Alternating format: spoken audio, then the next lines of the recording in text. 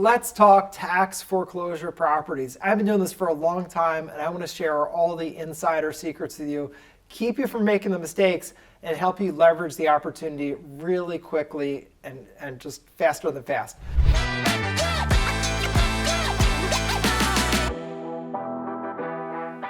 So I've been doing this since 1989 when I bought my first property at a tax sale. It was great. I bought it for $3,000, sold it for $21,000.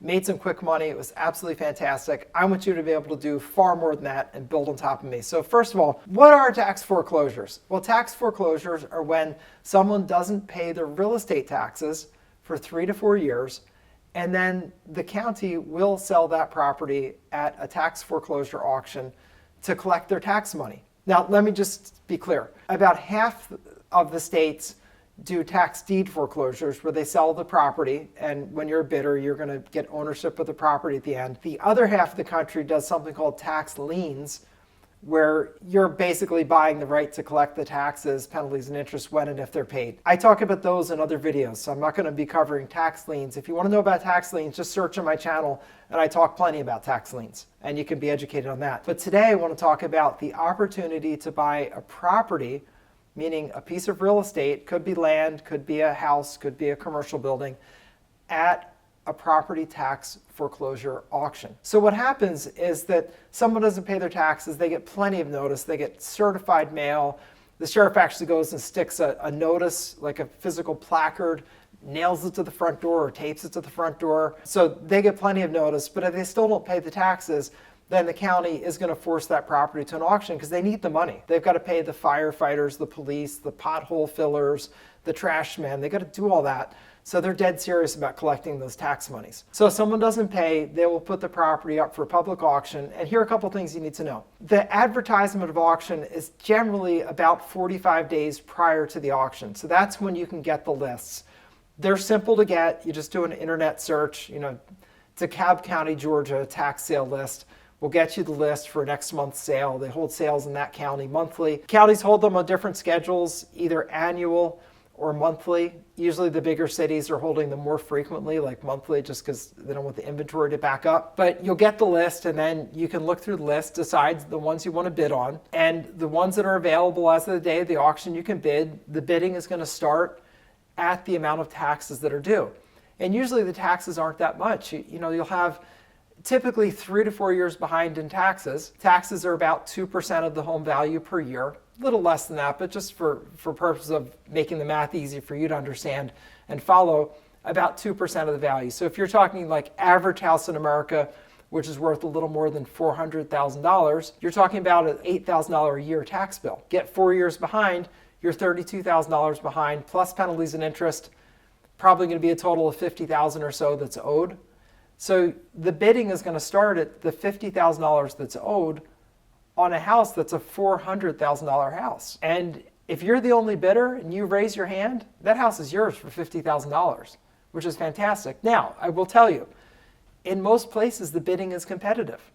It's not that you're the only one. I mean, that can happen, but that's not usually what happens. Usually what happens is there are plenty of bidders, and the price is more likely to settle somewhere between 70 and 80% of its as-is value. That can be a good deal. If you're talking 70%, you get a $400,000 house for $280,000, that's a fantastic deal. Or it can be a mediocre deal. 80%, $400,000 house for $320,000 sounds great, except at tax sales, there's a lot more complication, and that's something you need to know about. So if you're going to be getting involved with tax sales, there are problems that are not at all what you run into when you're buying through a realtor or your local real estate broker. Those make very clean, relatively simple deals. In tax sales, you have lots of issues. And issues like some places have a right of redemption, which means that you don't actually get the deed to the property until that right of redemption is expired. Like, for example, the right of redemption in Georgia is a year. In Connecticut, it's 6 months. So you don't even get a deed to the property until the right of redemption has expired. Now, if someone redeems the property, meaning they pay their taxes in order to keep their property, you're going to get your money back that you paid to bid plus some profits, but you don't get the house. And also you can't really do anything with the house until after that right of redemption has expired. So there are lots of complications like that. Another example is an occupant of the house. When they sell you the house, they don't guarantee it's free and clear of people. If there are people in there, it's up to you to get rid of them. And that's a special kind of legal action called an ejectment action. It's expensive. Ejectment actions, I figure, between $10,000 and $15,000 by the time it's all said and done, because not only do you have to do the legal court action, which is just like a fancy eviction, but you also, in most places, have to pay to hire a bonded mover to go into the house, pack everything up in boxes, and put it in storage for a month. And that's expensive, and there are only specialized movers that will do that, so they charge extra.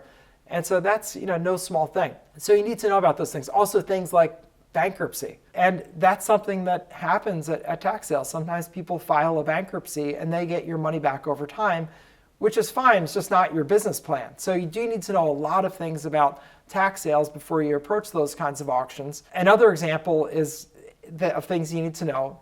In most, 49 states, at least of the ones that do the tax deed foreclosures, all of those come free and clear of mortgages and other liens.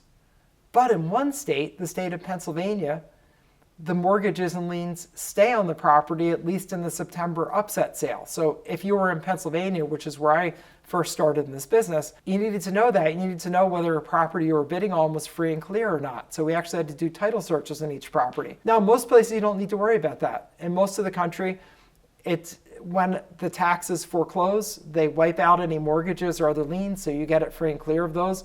But if you're in Pennsylvania, you need to know that. And that's the Pennsylvania upset tax sale. And if you want to know more about that, by the way, if you're from Pennsylvania, I did record a video on how tax sales work in Pennsylvania. Just do a search on my channel, you'll find it, and I go through all that. The point, though, is for everybody, make sure that you really educate yourself on this area.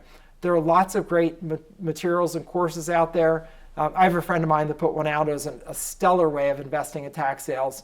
Matter of fact, I sat down with him and we did a 20-minute interview. You should definitely watch that video next. All of my editors, if they can do it, put up a link to the video up above my shoulder and you can click on it, or we'll definitely put a link down below the video. Definitely check out my interview with Tony where he talks about buying at tax sales, and he found a way to do it that's even lower risk and also doesn't have any competition, it doesn't have other bidders.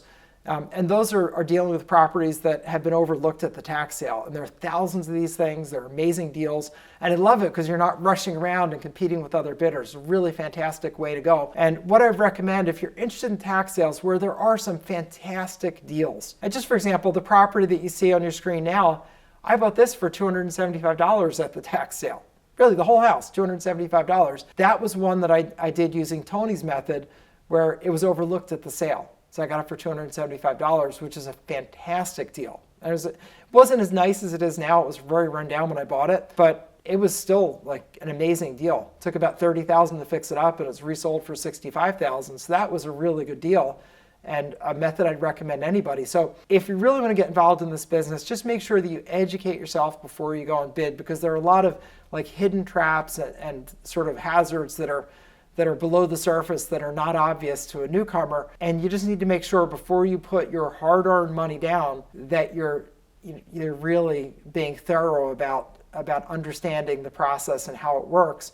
And the best way to do that is start out with education. So your next step for this is go check out the video interview I did with Tony and just watch. It's 20 minutes, it's not long. It'll be the best 20 minutes that you invest. It'll keep you from making mistakes, and it's going to open up a really fantastic way to buy properties with zero competition, which is my favorite way to buy property, zero competition. So this is Attorney Bob Diamond. If this was useful for you, please give it a thumbs up so that more people will see it.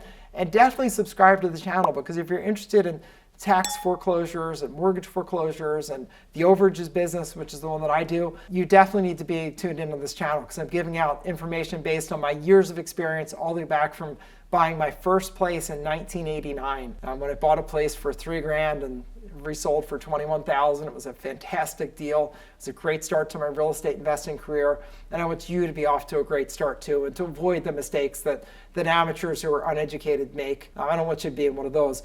Be an educated, successful person. I'll give you a lot of the information for that, and I will attach you to resources that you can use. So next step, subscribe, and then go check out my interview with Tony. That will get you going down your path. So this is Attorney Bob Diamond, wishing you all the best, wishing you great success and happiness in the real estate business.